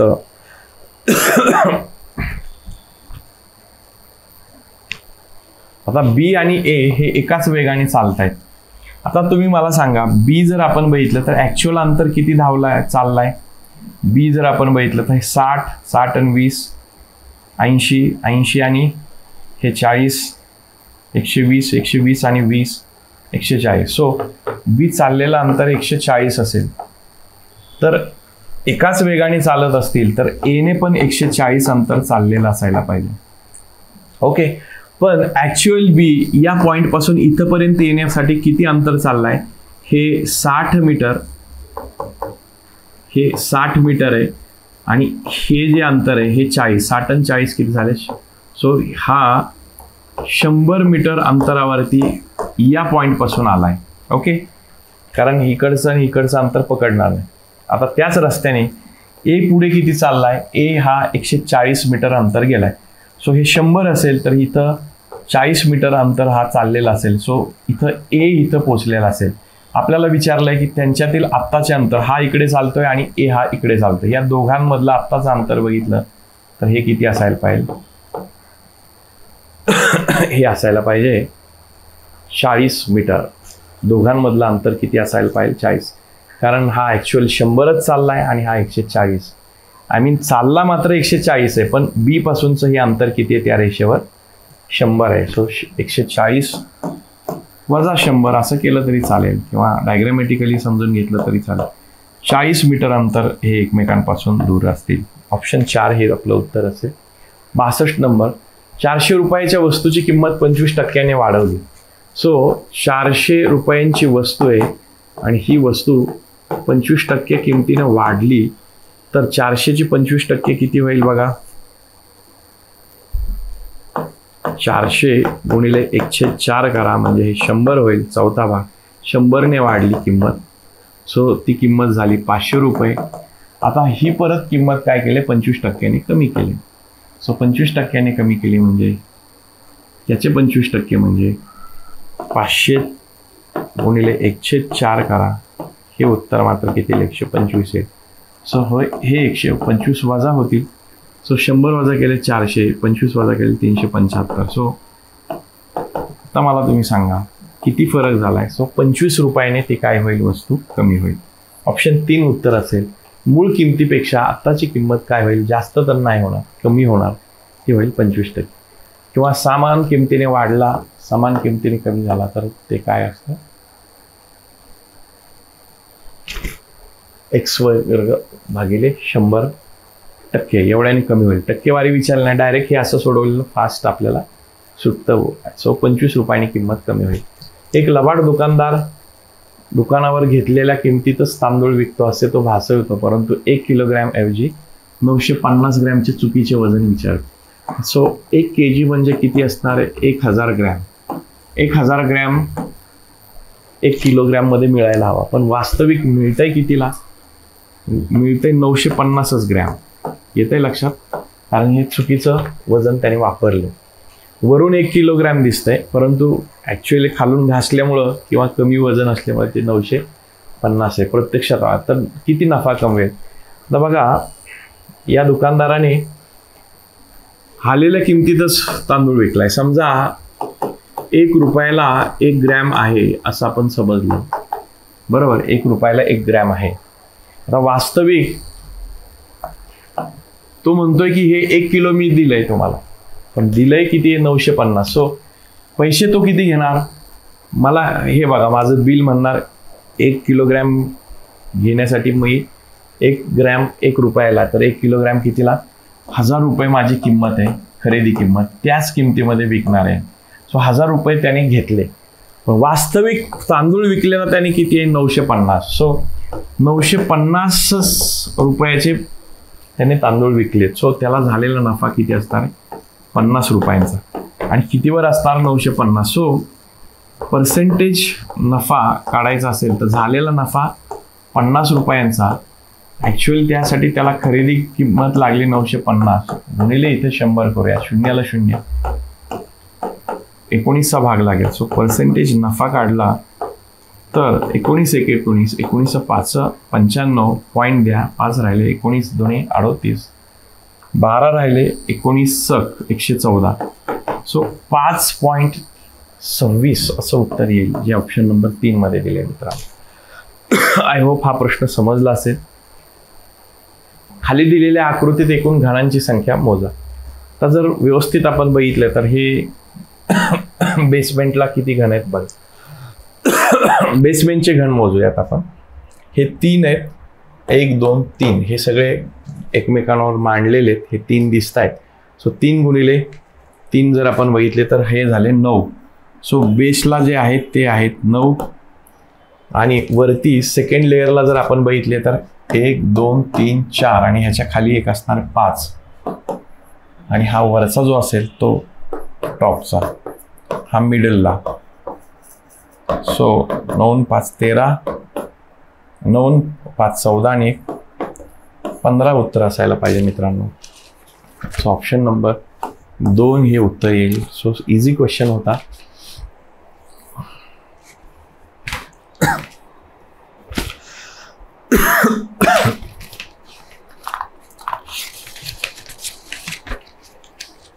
आता इथे काय करायचं माहिती आहे का, की 2 डायग्राम कुठल्याही कम्पेअर करायच्या. आता कम्पेअर करण्यापेक्षा पण मला असं वाटतं, समजा इथं या 2 डायग्राम आपण कम्पेअर केले. एक आहे त्याच ठिकाणी आहे आणि वरचा जो इथं जो 3 आहे तो वरती गेलाय, म्हणजे हा घन असा फिरवलाय. एक तसाच आहे, हा घन वर असा फिरवलाय. एकच फक्त एकाच ह्याने वर फिरवला, एकच पोझिशन बदलली. तर हा 3 वर जाईल, हा 3 वर जाईल, हा 2 कुठे जाईल, ह्याच्या त्या बाजूला जाईल, दिसणार नाही. सो खालची जी बाजू आहे ती वर असेल. सो 2च्या अपोजिट काय असणार आहे बघा. 2च्या अपोजिट खालची बाजू गेली तर काय आहे. So comparing position 1 and position 2 आपल्याला 2च्या अपोजिट 5 येईल बघा. जस्ट हे फिरवलाय असं, बरोबर. हे फिरवल्यामुळे काय होईल, हा 2 तिकडच्या बाजूला गेला, म्हणजे 2 इकडं आहे, त्याच्या अपोजिट काय येईल, 5 येईल. सो ही एक गोष्ट केली. त्याच्यानंतर कम्पेअर 1 आणि 3 कम्पेअर करू. कम्पेअरिंग 1 अँड 2, कम्पेअर 1 अँड 3 करू. 1 अँड 3, ओके. 1 अँड 3 कम्पेअर केलं. आता इथे जर आपण बघितलं तर 3 आणि 3 एकाच ठिकाणी आहेत. सो 3 आणि 3 एकाच ठिकाणी, म्हणजे काय केलंय की, आणि 2 हा खाली आलाय. सो हा इकडच्या बाजूला फिरवला आपण, एका पोझिशन इकडच्या बाजूला फिरवला. हा 2 इकडे जाईल आणि 1 काय जाईल, त्याच्या खाली जाईल. 1 त्याच्या खाली जाईल. सो या 2च्या ठिकाणी काय येईल, इथं जो असणारा जो आहे 1च्या अपोजिट असणारी गोष्ट वर येईल. सो तशी जर आपण पकडली तर इथं मात्र काय येईल, हा 4 आहे, हा 4 1च्या अपोजिट होता, तो वरच्या बाजूला आला. सो इथे आपण बघितलं तर 1च्या अपोजिट 4 आहे. ही गोष्ट आपल्याला इथे लक्षात येईल. आता ह्याच्यात 6 फेसेस असतात, 1 2 3 4 5 आणि 6. आता इथं आपण बघितलं तर 2च्या अपोजिट 5 झाले, त्याच्यानंतर 1च्या अपोजिट 4 झाले. सो शिल्लक राहिले 3च्या अपोजिट 6 येईल. सो शिल्लक राहिलेले 3च्या अपोजिट काय असणार आहे, 6. आपल्याला काय प्रश्न विचारलाय, 3 दर्शवणाऱ्या पृष्ठभागाच्या विरुद्ध बाजूला काय असेल. 3 दर्शवणाऱ्या पृष्ठभागाच्या विरुद्ध 6 येईल. सो हे कम्पेअर करून आपण सोडवलंय. कम्पेअर करून हे सोडवले की पटकन आपल्याला हे एक्झाम्पल सुटतं. ओके. सो नेक्स्ट क्वेश्चन बघा. एक आणि बघा, आता हा CRचा प्रश्न आहे, थोडासा इझी ठेवला. एवढा इझी, थोडासा ह्याच्यात कमी जास्तपणा असतो.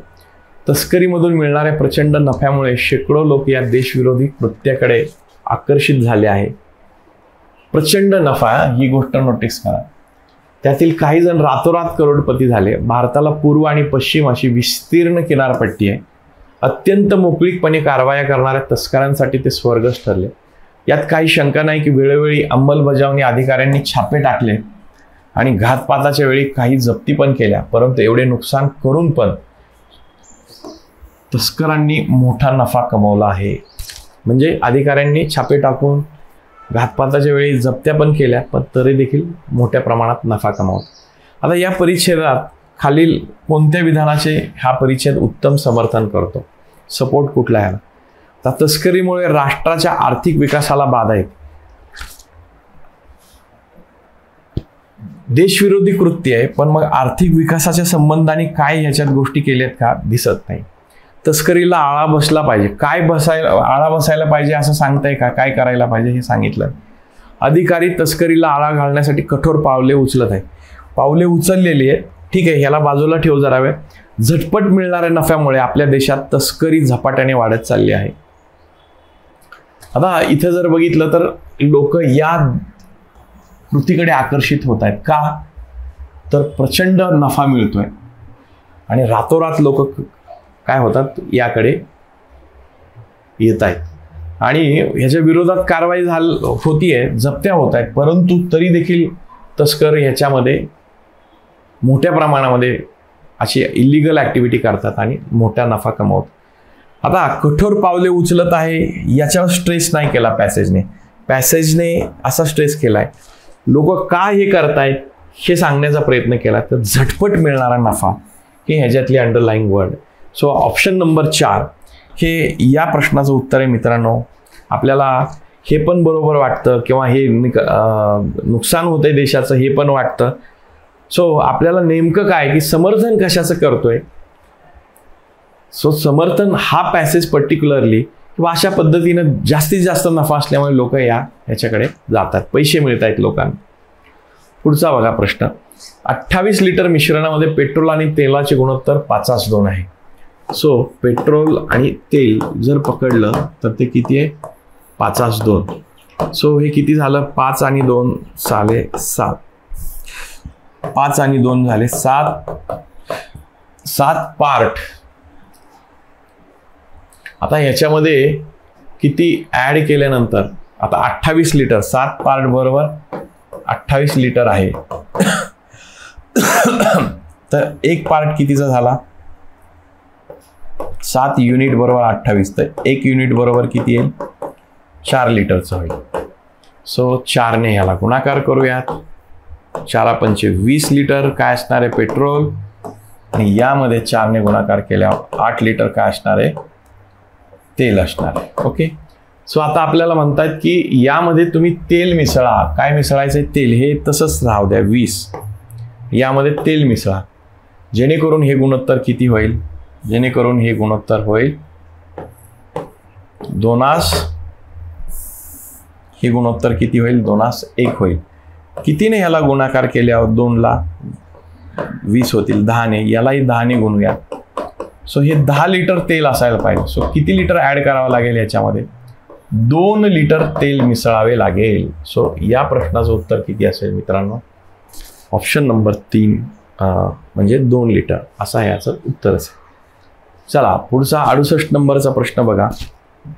या प्रश्नामध्ये आपल्याला गृहीतक दिलेलं आहे. खाली दिलेल्या प्रश्नामध्ये एक विधान दिलंय आणि त्यानंतर 1 आणि 2 क्रमांकाचे गृहीतक दिले. चा विचार करा आणि कोणते गृहीतक अंतर्निहित आहेत ते बघ. भारतात साखर कारखान्याच्या संख्येमध्ये वाढ झाली तरी देखील साखर आम्ही आयात करतो किंवा भारत देश आयात करतो असा अर्थ आहे. पण आता काय कारण असेल, साखर कारखान्यांची वाढ आहे तरी देखील साखर आयात करावी लागते देशाला. तर मग हे असं का होत असेल, याचं कारण आहे काय असू शकतं की एक तर भारतातील प्रति व्यक्ती साखरेचा वापर वाढला असेल, म्हणजे कन्झम्पशन खूप वाढते, मागणी वाढली की आहे तेवढे साखर कारखाने जे आहेत तयार करणारी साखर कमी पडते, याचा अर्थ साखर आयात करावी लागत असेल, ही एक गोष्ट असू शकते. किंवा दुसरी काय, अनेक कारखाने पूर्ण क्षमतेने साखर उत्पादन करण्याच्या स्थितीत नाहीत, म्हणजे कारखान्यांची संख्या वाढली आहे परंतु जर ते साखरच तेवढ्या लेवलला जाऊन तयार करत नसतील तर लोकांची जेवढी डिमांड आहे तेवढी डिमांड फुलफिल होणार नाही. सो सप्लाय कमी झाला तर काय होणार, तो सप्लाय मॅच करण्यासाठी आयात करावी लागणार. सो या दोन्ही गोष्टी असू शकतात. एकतर पण हे दोन्ही गोष्टी ॲट अ टाइम असतील का, नाहीये, एकतर हे असेल किंवा हे असेल. सो म्हणून या प्रश्नाचं उत्तर काय असायला पाहिजे मित्रांनो, एकतर गृहीतक 1 असेल किंवा गृहीतक 2 याचा असू शकतो. सो दोन्ही ॲट अ टाइम असणार नाही, एक आयदर और या अर्थाने ऑप्शन 3 हे उत्तर असेल याचं. बघा 69 हा पण एक CRचा प्रश्न आहे बघा. भारतातील महिलांचे भविष्य खूप उज्ज्वल आहे आणि आपण आशा करूया की वेळेप्रसंगी त्यांच्या क्षमतेने काम करतील यासंबंधी नेपोलियनचे मत होते की स्त्रियांना शिक्षित करून आपण संपूर्ण राष्ट्राला शिक्षित करू शकतो, कारण 50% लोकसंख्येच्या योगदानाशिवाय देश कधीच प्रगती करू शकत नाही. तर वर दिलेल्या परिच्छेदावरून खालील कोणता सर्वोत्तम निष्कर्ष काढू शकतो. आता भारत महिलांच्या उद्धारासाठी प्रयत्नशील आहेत असं सांगण्याचा प्रयत्न करतोय का हा? नाही. सर्व महिला सुशिक्षित असाव्यात वगैरे नाही. देशाच्या योगदानामध्ये, संपूर्ण देशाच्या प्रगतीमध्ये महिलांचं योगदान अशा संबंधाने निष्कर्ष निघाले. एखाद्या राष्ट्र तेव्हाच प्रगती करू शकते महिलांना पुरुषांप्रमाणे समान अधिकार आणि संधी दिल्या जातात. पुरुषांची कंपॅरिझन इथं डायरेक्ट दाखवलेलं नाहीये. आता ह्या प्रगतीमुळे इथं फसू शकण्याची शक्यता आहे. बघा, चौथा वाचा, स्त्रियांना त्यांची योग्यता सिद्ध करण्यासाठी आणि राष्ट्राच्या प्रगतीत, इथं पण प्रगती आहे, योगदान देण्याचे स्वातंत्र्य दिले गेले पाहिजे. आता पूर्ण काम करण्याच्या क्षमतेसाठी काय आहे की त्यांना आपण संधी देणं गरजेचं आहे. बरोबर आहे.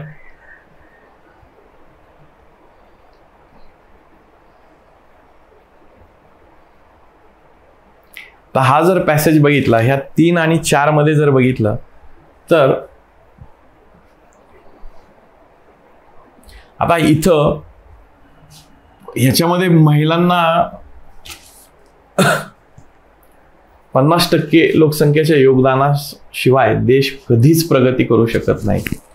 आता ह्या 2 मध्ये कॉन्फ्लिक्ट तुमचं तयार होणार. आता ह्या 2 मधलं जर तुम्हाला, आता बघा इथं बघितलं आपण, राष्ट्र तेव्हाच प्रगती करेल महिलांना पुरुषांप्रमाणे समान अधिकार. आता इथं पुरुषांच्या अधिकाराच्या संबंधाने इथं कंपॅरिझन केलेलं नाही. ओके. परंतु इथं जर आपण बघितलं की त्यांची योग्यता सिद्ध करण्यासाठी आणि योगदान त्यांचं जे आहे, योगदान राष्ट्राच्या प्रगतीत योगदान देण्यासाठीचं स्वातंत्र्य दिलं पाहिजे. राष्ट्राच्या प्रगतीच्या दृष्टिकोनातून आपल्याला बघायचं, पुरुषांप्रमाणे त्यांना अधिकार द्या किंवा हे करा, असं कंपॅरेटिव्ह इथं काही गोष्ट केलेली नाही. सो हा मायनर यातला फरक लक्षात घेतला तर ऑप्शन 4 कडे आपल्याला जाता येते. बघा, अदरवाईज बरेच विद्यार्थी ह्या 3 ला टिक करण्याची शक्यता आहे. सो व्यवस्थित वाचा. 4थ्या क्रमांकाचं उत्तर आपलं असेल. आता इथे जर आपण बघितलं तर इथं डायरेक्ट याच्यामध्ये यायचं, कम्पेअर करायचं ऑप्शन्स आणि ऑप्शननुसार बघायचं. आता मेन गोष्ट काय कम्पेअर करताना आपण बघायची की क्यू हा केचा काका आहे. तर क्यूचं जेंडर जे आहे हे जेंडर काय यायला पाहिजे, पुरुष जेंडर यायला पाहिजे. ओके. जर आपण बघितलं एम गुणिले क्यू जर आपण बघितलं तर यामध्ये एमचा पिता क्यू आहे, म्हणजे इथं जर बघितलं एमचा पिता क्यू आहे आणि इथं पी भागिले एम केलं तर भाऊ आहे. तर हे दोघं भाऊ आहेत. सो इथं काका हे रिलेशन एस्टॅब्लिश होत नाही. इथे पण तसंच बघा, एन गुणिले क्यू आपण केलं तर इथं क्यू पिता आहे आणि क्यूचे परत वडील इथं दाखवले आणि पी जर ह्याच्यात नसेलच तर काय हे उत्तर असण्याची शक्यताच नाही. सो एकच चॉईस राहतो तुम्हाला, तो म्हणजे ऑप्शन नंबर के. कधी कधी बघायचं की ह्याच्यात पी दिलाय का, तर हा सोडून बघू आपण. के गुणिले पीचा अर्थ काय की पी हा बघा गुणाकार, बी अगोदर आहे बरं का, इथं नीट बघा. सो पी हा केचा पिता आहे. सो मी 4थ्या क्रमांकाचं बघतो. पी हा कोणाचा पिता आहे, केचा पिता आहे. आणि पी भागिले क्यू, भागिलेचा अर्थ काय होतो, भाऊ आहे.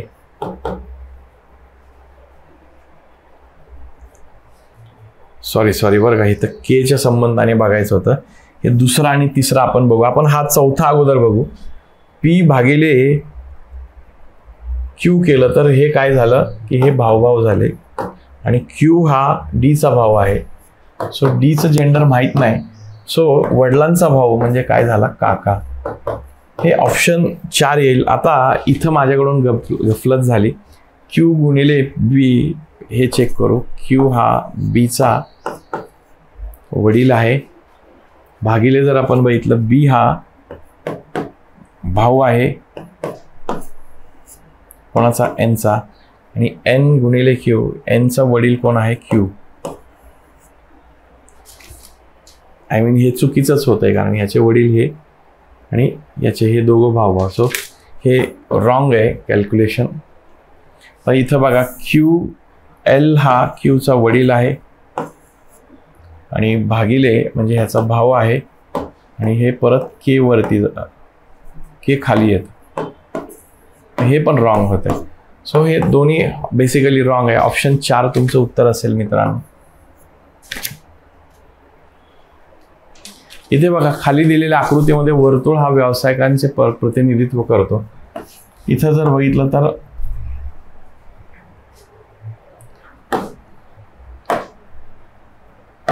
हे मार्किंग करून घ्या. व्यावसायिक आहेत. ट्रायंगल जर आपण बघितला, त्रिकोण संगीतकार आहेत.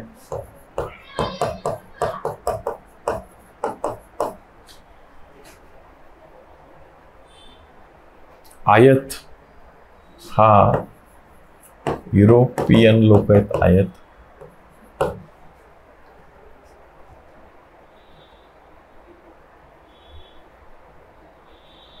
आणि चौरस हा नर्तक आहे.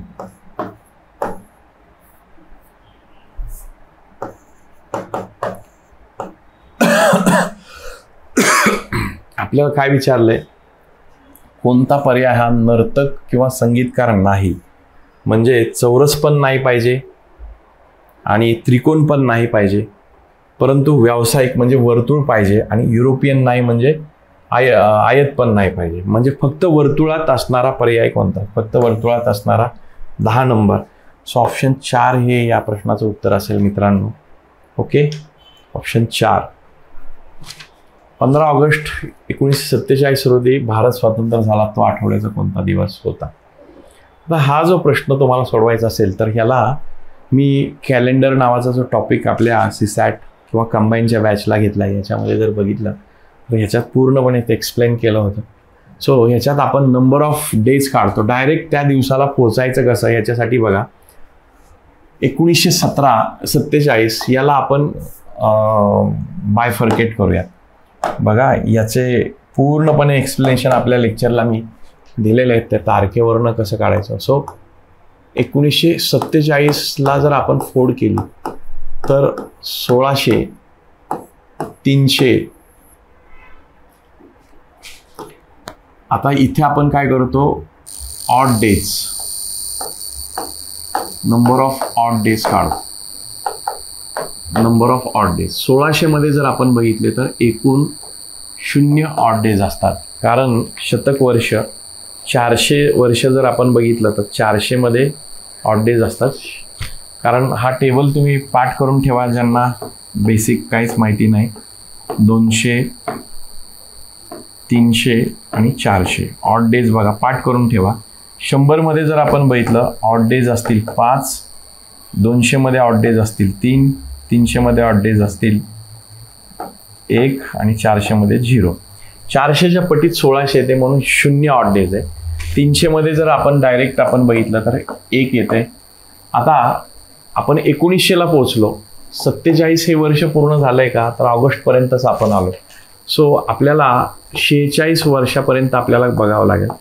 तर हे 46 वर्षात आपल्याला बघायचं लीप इयर किती आहेत आणि ऑर्डिनरी इयर किती आहेत. लीप वर्ष किती, 4ने भाग दिला तर माझ्या मते 4, 11चा भाग लागेल. सो 11 लीप वर्षे, लीप वर्षात 2 ऑड डेज असतात. सो 11 दुनी 22, 22 म्हणजे 7ने भाग दिला तर 1 शिल्लक राहील. सो 1 ऑड डे आला. ऑर्डिनरी इयर जर आपण बघितले मित्रांनो, 46 मधून 11 वजा केलं तर 35 येतील. 35 प्रत्येक वर्षात, ऑर्डिनरी वर्षात 1 ऑड डे असतो. सो 35ला 7ने भाग दिला तर 0 ऑड डेज येतील मित्रांनो. ओके, सो आपण 1946 पर्यंतचा ऑड डेज काढलेत. आता सुरू झाला आपला 1947. सो याच्यामध्ये बघा जानेवारी, फेब्रुवारी, मार्च, एप्रिल,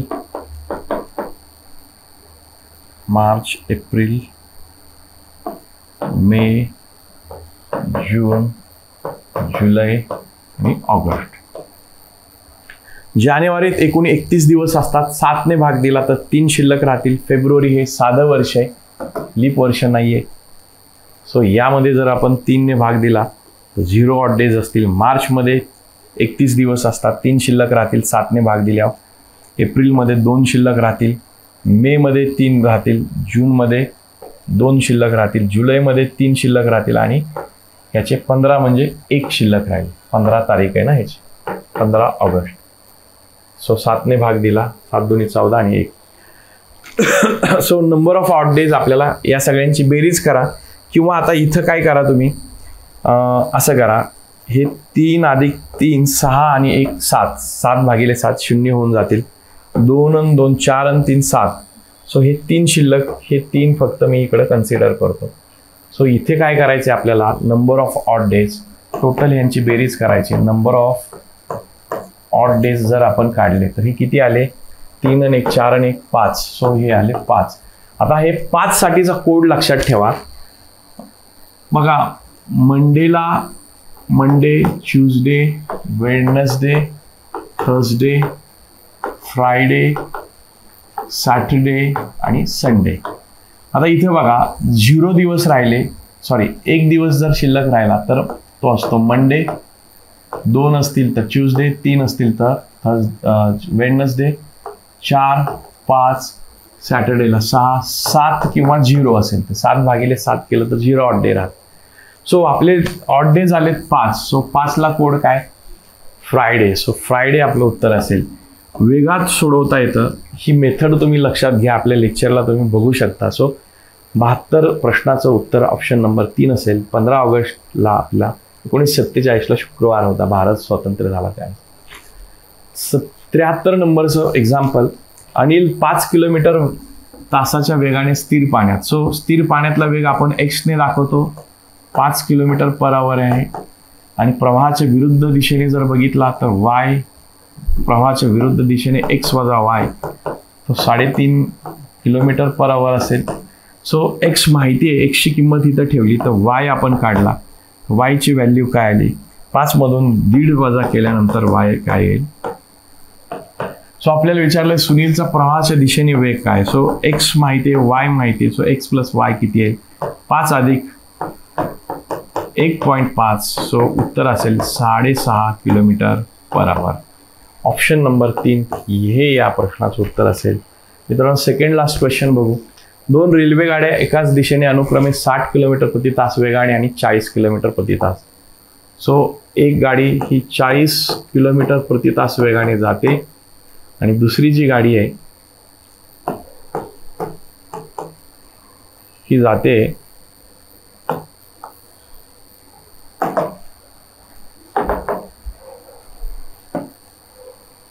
60 किलोमीटर प्रति तास वेगाने. दोन्ही पण डायरेक्शन एकच आहे त्यांची. सो इथं मात्र स्पीडमधला डिफरन्स काढावा लागेल. सो रिलेटिव्ह स्पीड काय आलं, 60 वजा 40, 20 किलोमीटर एवढं त्या दोघातलं स्पीड असेल. सापेक्ष वेग. आता हळू गाडी चालणार आहे, म्हणजे ह्याच्यात एक माणूस बसलाय, तर या माणसाला ही गाडी किती तासात क्रॉस करते, 18 सेकंदात. सो हे 18 सेकंदात क्रॉस करते. सो ही गाडी क्रॉस करते म्हणजे हिचं जे अंतर असणार आहे, हे अंतर किती आहे, एक दिलेलं नाही आहे, एक्स मीटर आपण ते अंतर पकडलं, बरोबर आहे. हे एक्स मीटर एवढं अंतर आहे. सो हे एक्स मीटर अंतर कव्हर करायला 18 सेकंद लागला आहे कालावधी. ओके, तर जोरात जाणाऱ्या गाडीची म्हणजे या गाडीची लेंथ आपल्याला फाइंड आउट करायची. सो बेसिक फॉर्म्युला हाच वापरतो, speed upon distance. So distance find out करायचं. डिस्टन्स बरोबर स्पीड गुणिले टाइम. डिस्टन्स किती त्या माणसाला क्रॉस करते, ह्या गाडीचं लेंथ एवढं. सो ते एक्स आहे. स्पीड किती आहे, स्पीड दिलंय, रिलेटिव्ह स्पीड आपल्याला कन्सिडर करावं लागणार. दोघांची दिशा एकच आहे. दिशा एकच म्हणजे स्पीडची काय होणार, वजाबाकी. ती आली आपली 20 kilometre per hour. 20 kilometre per hour आहे गुणिले 518 त्याला करा, कारण मीटर पर सेकंदमध्ये आपल्याला कन्वर्ट करावं लागेल, कारण टाइम दिलाय सेकंडमध्ये, तो दिलाय 18. 18ला 18 कॅन्सल होईल. सो एक्स किती आला, एक्स बरोबर 20 गुणिले 100, 20 गुणिले 5 बरोबर 100. सो 100 मीटर ही काय असेल, लांबी असेल ट्रेनची, जोरात जाणाऱ्या गाडीची. ऑप्शन नंबर 1 हे उत्तर असेल. मित्रांनो, हा सेकंड लास्ट क्वेश्चन होता, समजला असेल. शेवटचा प्रश्न 75 क्रमांकाचा आपण बघू. नळ P आणि नळ Q हे पाण्याची टाकी अनुक्रमे 12 मिनिट आणि 15 मिनिटात भरतायत. सो दोन्ही नळ सोबत उघडले. सो इथं काय करा, दोघांचा LCM घ्या. LCM घेतला तर तो येईल 60. सो 60 लिटर कॅपॅसिटी टाकीची काय झाली, क्षमता झाली. सो 1 मिनिट वर्क आपण काढलं नळाचं, तर 60 भागिले 12, 12 पंचे 60. सो 5 लिटर एका मिनिटात P हा नळ भरेल. आणि इथं जर बघितलं 60 भागिले 15 केलं तर 4 लिटर एका मिनिटात भरेल Q. ओके. सो इथं काय करायचंय, दोन्ही नळ बरोबरच चालू केलेत आणि 3 मिनिटानंतर बंद केले. सो P आणि Q हे सोबत जर काम करत असतील तर हे 5 आणि 4 9 लिटर एका मिनिटामध्ये भरतील. राईट. सो 3 मिनिटात, म्हणून 3 मिनिटात, एका मिनिटात 9 लिटर भरतात. 3 मिनिटात किती भरतील, 27 लिटर पाणी भरून होईल. 27 लिटर पाणी भरलं म्हणजे शिल्लक किती राहिलं, शिल्लक भरायची टाकी किती राहिली जर आपण बघितलं तर 60 वजा 27 करा मित्रांनो, याचं उत्तर 33 लिटर येईल. आता हे 33 लिटर कोण भरणार आहे, P बंद केलाय, Q तो भरणार आहे. सो Q ची क्षमता काय आहे, Q जर आपण बघितलं तर 4 ने भरतोय. सो 33 भागिले 4 करू, 8 चोक 32, एक शिल्लक राहिला. सो एवढा मिनिट लागेल, 8 1/4. ऑप्शन नंबर 4 हे या प्रश्नाचं उत्तर असेल. सो ही संपूर्ण चर्चा आपले CSAT या टॉपिकची. तुम्हाला जर काय डाऊट असेल तर हा डाऊट तुम्ही माझा व्हॉट्सअप नंबर ॲडमिनकडून घेऊन तुम्ही विचारू शकता. परीक्षेसाठी खूप साऱ्या शुभेच्छा. प्रॅक्टिस करा चांगली. या टॉपिककडे दुर्लक्ष करू नका. क्वालिफाय करण्यासाठी महत्त्वाचा सोपाच पेपर असतो. जे कॉम्प्रिहेन्शनचे पॅसेज असतात तिथेच आपला निघू शकतो, या सपोर्टिंग तुम्हाला राहू शकतो. जर पॅसेज चांगले नसतील तर इथं तुम्ही मार्क्स काढू शकता. Thank you very much. All the best.